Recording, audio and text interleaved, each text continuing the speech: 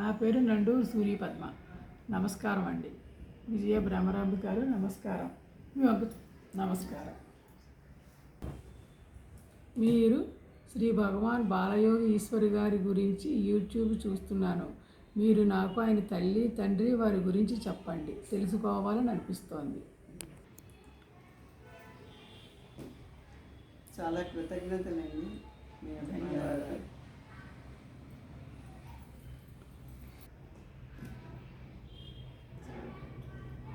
శ్రీ శివాయ గురవే నమః.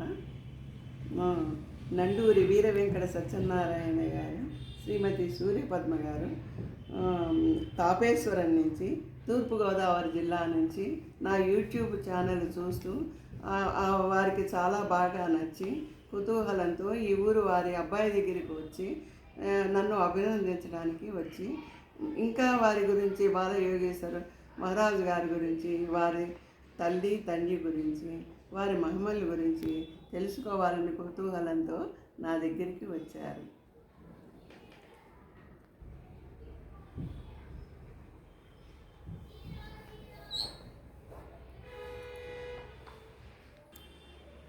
మరి మన శ్రీ బాలయోగేశ్వర మహారాజు గారి గురించి, భగవాన్ గారి గురించి రెండవ లీల చెప్పదలుచుకున్నాను.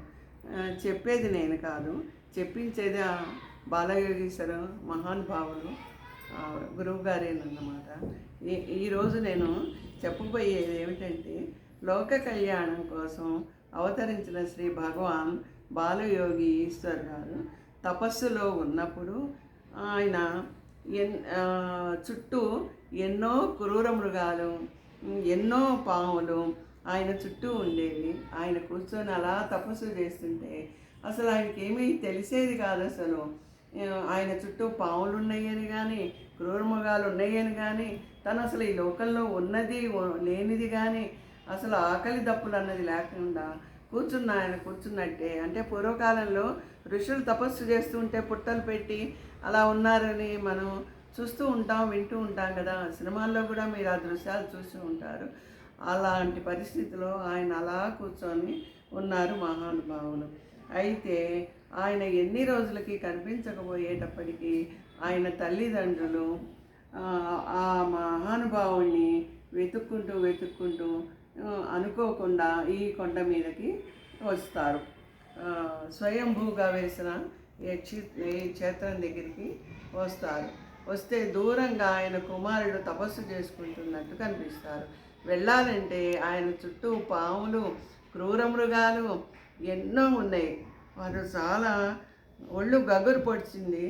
బాధతో ఏమి చేయలేని స్థితిలో వారి తల్లిగారి పేరేమో సావిత్రిబాయి, నాన్నగారి పేరేమో రామారావు మహారాజు గారు అన్నమాట. బాలయోగేశ్వర గారి అమ్మగారి పేరు సావిత్రాబాయి, వారి నాన్నగారి పేరు రామారావు మహారాజు గారు.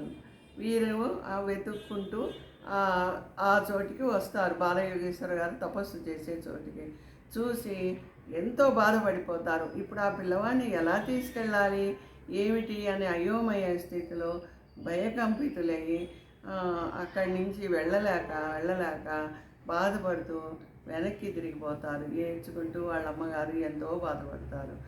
అయితే కొంతసేపటికి తెప్పరిల్లుకొని బాలయోగి భగవాన్ గారు నాన్నగారు, ఆయన కూడా సిద్ధపురుషులే కనుక అసలు సంగతి ఆయనకి మనసులో అనిపిస్తుంది. ఓహో, నా కుమారుడు సిద్ధయోగి కనుకనే ఇలా తపస్సు చేస్తున్నాడు. ఈయన ఒక శివ అవతారము, అందుకనే ఏ క్రూర మృగాలు, ఏ పాములు ఇన్ని సంవత్సరాల నుంచి ఆయన ఏమీ చేయలేకపోయినాయి అని చెప్పి ఆయన ఎంతో కుమారుడు అలా ఉన్నందుకు ఒక మహానుభావుడుగా లోక కళ్యాణం కోసం అవతరించిన శివుడే అన్న భావంతో ఆయన మనసులో ఆనందపరుచుతూ ఊరడిల్లి వాళ్ళ అమ్మగారికి కూడా ఆయన ఊరడిస్తూ చెబుతారు. సావిత్రాబాయి, నువ్వు బాధపడమోకు, మన కుమారుడు కారణ జన్ముడు అని చెప్పి ఆవిడ్ని ఊరడిస్తారు ఆయన. ఆ బాలుడే శివుని అవతారం అని తండ్రి భార్యకు ఊరడించి అక్కడి నుంచి వెళ్తారన్నమాట. పరశు శిఖర్ ఈశ్వర క్షేత్రంలో మహాపీఠాధిపతి బాలయోగి ఈ శ్రీ భగవాన్ వారి గురించి, ఈ మహిమ గురించి నాకు చెప్పాలనిపించింది. భక్తులందరూ విని ఆనందించి మీ మనసులందరూ ఆ, నిండా అమృతం గొలిపే మన భగవాన్ యొక్క లీలలు మహత్యాలు వింటున్నారు కదా. మీకు ఆనందం, నాకు ఆనందం. సర్వే జన సుఖినో భవంతు. మీరు ఎంత కష్టపడతారో అనుకున్నారు.